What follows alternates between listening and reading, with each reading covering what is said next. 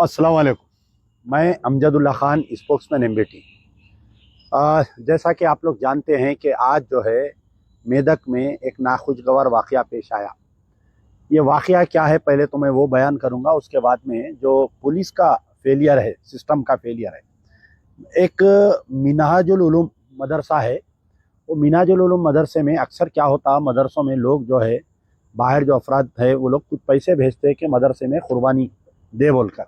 तो उसी तरीके से जो है मिनाजुल उलूम इंदिरापुरी कॉलोनी मेदक में एक मदरसे में बैल ला कर रखे थे कुर्बानी देने के लिए।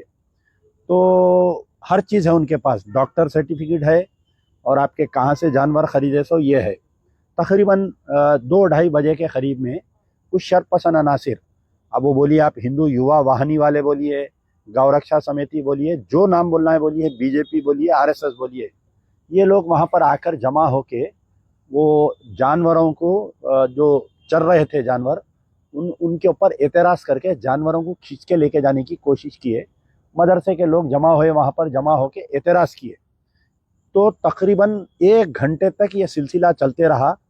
ये लोग क्या किए कि गलतफहमी फैलाए पूरा, ये जो एंटी सोशल एलिमेंट्स है अपने व्हाट्सएप ग्रुप्स में डाल के कि यहाँ पर जो है मदरसे में गाय काटी जा रही है बोलकर तकरीबन 100-150 लोगों को ये लोग जमा किए। जमा करके मुसलसल धरना देते रहे। मेदक पुलिस खामोश तमाशा रही। उसके बाद में जानवर को खींच के ज़बरदस्ती लेकर गए और वहाँ पर मौजूद जो मुसलमान लोग थे उनके ऊपर हमला किए। उसके बाद में ये लोग एक जुलूस निकाले। तकरीबन 12 किलोमीटर एरिया तक ये लोग जुलूस फिरते रहा। तकरीबन 3 घंटे तक लॉलेसनेस चलते रहा। जय सिया राम मुसलमानों के खिलाफ में जहाँ जहाँ मुसलमानों के प्रॉपर्टीज दिखे, एक आर्थोपेडिक हॉस्पिटल में ये बच्चे कोई जख्मी हो के वहाँ पर गए इलाज कराने, तो वो दवाखाने का पूरा तोड़ फोड़ कर दिए, उसका आईना फोड़ दिए।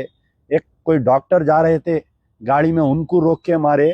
तकरीबन 7 से 8 मुसलमानों को शदीद जख्मी करे।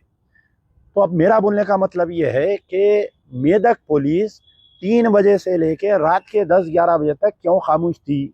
इनको क्यों मौका दिए करने का? क्या वजह है ये हालिया में जो बीजेपी का एमपी रघुनंदन राव जीता, उस दिन से ये सिलसिला चलते आ रहा है और मेदक पुलिस खामोश है। ठीक है, मेदक पुलिस खामोश है।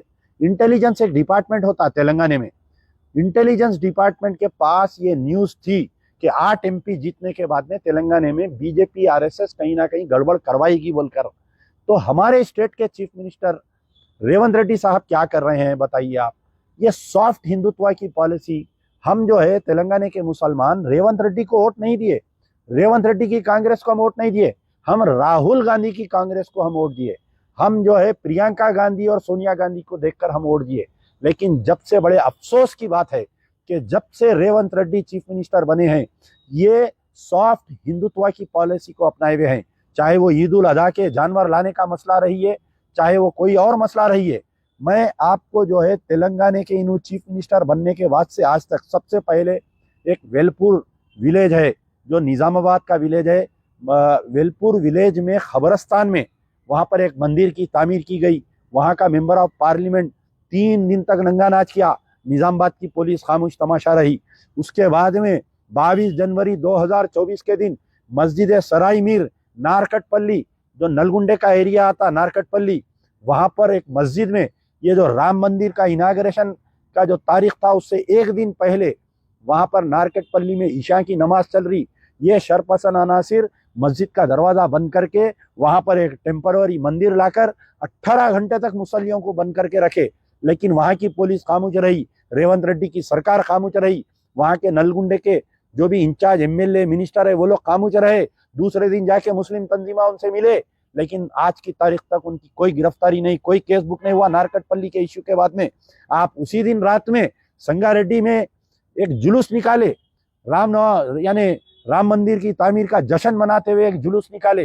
जुलूस निकालने के बाद में एक छोटा सा का वाकये को बहाना बनाकर कि किसी बालकनी से चप्पल आई, एक मासूम बच्चे की चप्पल गिरी आंख पे बोल के बहाना बना के उसके घर में घुस के उसको मारे, उसकी दुकान को जला दिए। संगारेड्डी पुलिस खामोश तमाशा रही। उसके बाजुक में दौलताबाद में एक बच्चे को पकड़ के मार के नंगा करके उसको परेड कराए, पुलिस खामोश रही।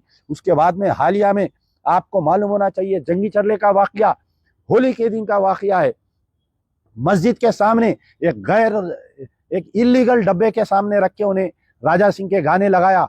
मुसलसिल मुसलमान कंप्लेंट करते रहे, लेकिन एक बड़ा वाकया पेश आया जंगी चलने का, पुलिस खामोश तमाशा रही। तो मैं ये पूछना चाह रहा हूँ कि क्या रेवंत रेड्डी कांग्रेस के चीफ मिनिस्टर है या बीजेपी आरएसएस के चीफ मिनिस्टर है, इन्हों समझ में नहीं आ रहा। अब यहाँ पर कांग्रेस के जो मुस्लिम कायदीन है, गुंगे और बहरे मुस्लिम कायदीन है, ये कहाँ पर है? शब्बीर अली साहब, क्यों नहीं आप आवाज उठाते? ये 2 महीने से जो जुल्म और सितम का सिलसिला चल रहा, कहीं के तुम एडवाइजर है, कहाँ पर है फहीम कुरैशी? तुम्हारी जात के लोगों को, तुम्हारे कुरैश बिरादरी को जुल्म हो रहा। तुम कई के दोस्त है चीफ मिनिस्टर के, तुम कई के कांग्रेस के लीडर है, तुम बताइए कहाँ पर है दूसरे लीडर जो 9 साल में बीआरएस के ऊपर वीडियोस बनाते थे? पूरे क्या मुंह कुछ साम सुन गया तुम लोगों के? कहाँ पर है वो यूट्यूबर्स? कहाँ पर है वो फेसबुक जर्नलिस्ट जो हर छोटी मोटी बात पे जो है कांग्रेस की तायद में वीडियोस बनाते थे? आज क्यों खामोश है? आज मेदक के ऊपर क्यों नहीं बोल रहे तुम? तुम्हारे मुंह को सांप सुन गया क्या? बताइए आप। मैं डिमांड करता हूं कि मेदक के एसपी को इमीडिएटली सस्पेंड करना चाहिए, पूरा इलाके को सीआरपीएफ के हवाले करना चाहिए।